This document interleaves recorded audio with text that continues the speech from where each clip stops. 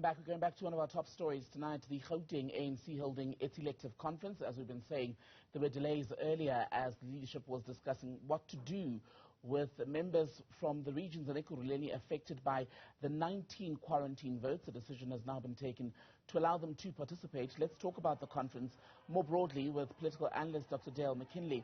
Very good evening to you, Doctor. Welcome to the program. Perhaps let's begin with the issue of Ekurhuleni and the quarantine votes. We now know that those branches will be allowed to take part in this conference. Is the matter settled, though? Not at all. In fact, it seems as though this hot political potato is being passed along. The ANC NEC met in an all-night meeting and couldn't resolve it, and then passed it to the new incoming PEC in the conference, and then they have decided, obviously in the interest, after 2 days of delay, in the interest of getting on with the conference, to allow these delegates. But it's only a slice of the pie. So the word is, as far as my information, and I think quite widely known, is that there are many, many other branches where there are many serious questions, particularly in Tshwane as well, up to possibly 20 different branches where there are serious questions around verification, around whether or not they had proper delegates and so forth. So this is just an indication, I think, of the serious state of, I would say, a bit of disarray that the ANC in Gauteng has become in, and the factional politics that are playing themselves out. It's not the end of the story by a long shot.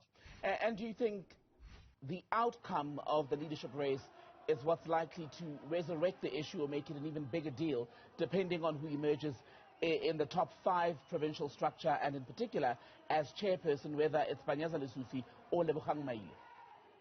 Precisely, because if one goes back to the Ekurhuleni regional conference, that 19 votes that were quarantined, Messina was provisionally, adopted as the new secretary or chairperson, and that was dependent upon those 19. And then you've got the same in Tshwane. You've got all sorts of contestations taking place. So whoever does win, and if it's a slate or, we don't know, it could be half-half, it could be one, the Maile slate wins some, and so does Lesufi.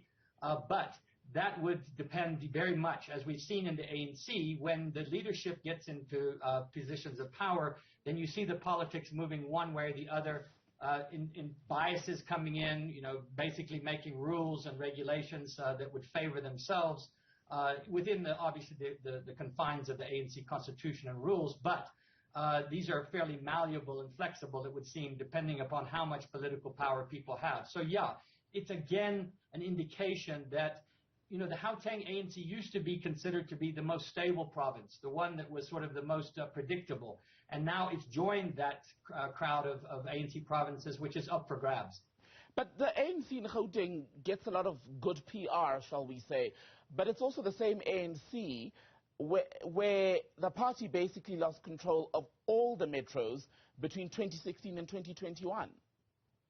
Yeah, I mean, there is a divergence between those two narratives, and the ANC has performed poorly in this province. Let's be clear. I mean, as you say, they lost Tshwane, they lost Joburg, and they're on the verge of potentially losing even more in the next local government elections. Who knows? But yeah, it's an indication, I think, of the malaise that has set in. I mean, David Makura, the ex-premier and leader of the ANC in this province for many, many years, was considered to be at least initially a steady hand. But I think as you saw the factional politics playing themselves out within the larger ANC in the country, it came into the ANC in Gauteng, and it has affected governance. I mean, the health scandals, the hospitals, the procurement, the PPPE, you name it. It goes on and on and on. So, unfortunately, Gauteng is no special case anymore. And Lebogang Maile, one of the people contesting for the job of chairperson, he's going against the education MEC, Panyaza Lesufi. I would just like to read you a tweet as we show our viewers those live pictures from the conference venue. He's tweeted 35 minutes ago. He says, quote, "There's no bad blood between us. Contestation is the natural order in any political formation." The rest of the tweet then goes on, but he's tweeted with that a photo of himself and Panyaza Lesufi. That sort of message, how much do you think it'll actually hold among the delegates? Because whenever there is contestation, the leaders try to sort of bring everyone together to make it look as though it's healthy competition. but does it always carry well with their supporters? Yeah, listen, I mean, politics is we know. I mean, when there's contestation for positions, politicians, and particularly with the ANC, given the situation, generally speaking, are going to say the right things, or they're going to try anyway, and say, no, it's about unity, it's about the party, we'll accept the results, and so forth. But behind the scenes, it's a different story. I mean, we saw this in the national ANC in the Zuma years. We've seen it in the Ramaphosa years, where the appearance at rallies, at conferences of the ANC is a sort of united front. But as soon as it's over, it's back to the, okay, we're going to get you. We're going to consolidate our power. I would be very surprised if that doesn't happen in Gauteng. It would be nice if it didn't. It would be a sign of political maturity and a sign of a degree of responsibility. But the track record of the politicians, unfortunately, generally speaking, points in the other direction. Mm-hmm. And when these conferences happen, a lot of the conversation, as you and I have in fact been doing now, tends to focus to a degree, perhaps fairly or unfairly, on the personalities that are likely to lead, which is important, of course, because that speaks to the issue of how policy will be implemented. But does the ANC itself, do you think, spend too much time on who is elected versus the why and what they can do for the electorate outside of the party's internal issues? Absolutely. I mean, unfortunately, what these conferences have become are ego competitions. They're basically sort of presidential competitions within the frame that it's, whether it's a region, whether it's a province or whatever. And you've seen it in the unions. You've seen it across the board, where it's about slates. It's about who gets the positions of power. And it points to a debate that the ANC really hasn't had, which it needs to have, which is about how it is structured and how it structures its own meetings. And so the rank and file are brought to vote. They're brought as armies to side with one faction or another. There's very little talk, and I've attended several of these conferences over the last 20 or 30 years, and what you find is right at the last day, within a few hours, you'll get completely squeezed in the content issues. And they'll pass very generalized resolutions about this and this, which then get forgotten. It's who's the power. So this points, I mean, the methodology in ways, the way it's being constructed, these conferences, needs to be really thought through, because otherwise the ANC is going to shoot itself in the foot again. It might, a faction, whoever gets the power, might be quite satisfied with the outcome, but in terms of the voters and who's going to put them back into power, I don't think that's going to be the case anymore.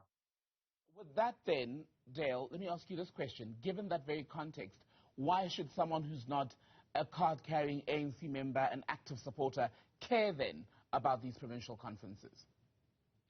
Because the ANC still remains the largest party in our country. It still has huge degrees of support and loyalty, even if it's waning, even if it's bleeding. It has a liberation history which it can draw on.